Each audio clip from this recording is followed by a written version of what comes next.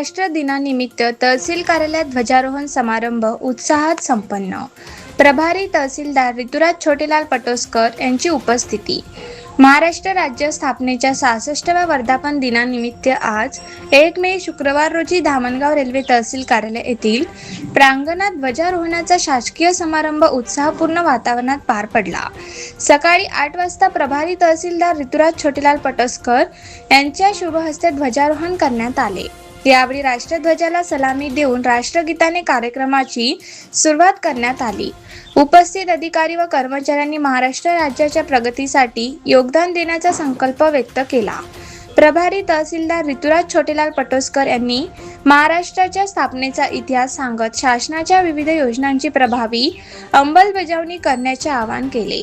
या कार्यक्रमाला पंचायत समितीचे गट अधिकारी डॉक्टर प्रफुल्ल भोरकडे, तालुका कृषी अधिकारी गजानन राऊत, पंचायत समितीचे सहाय्यक गट विकास अधिकारी योगेश वानखडे, महसूल नायब तहसीलदार प्रफुल्ल देशमुख, नायब तहसीलदार निवडणूक वसंत पखाले, पुरवठा निरीक्षक अधिकारी प्रवीण भागवत, तसेच तहसील कार्यालय, पंचायत समिती कार्यालय, तालुका कृषी कार्यालयातील अधिकारी कर्मचारी व दत्तापूर पोलीस स्टेशनचे पोलीस कर्मचारी तसेच नागरिक मोठ्या संख्येने उपस्थित होते।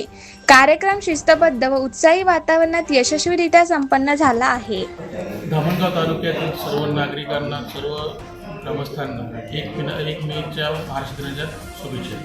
ऋतुराज पटोस्कर, प्रभारी तहसीलदार धामणगाव।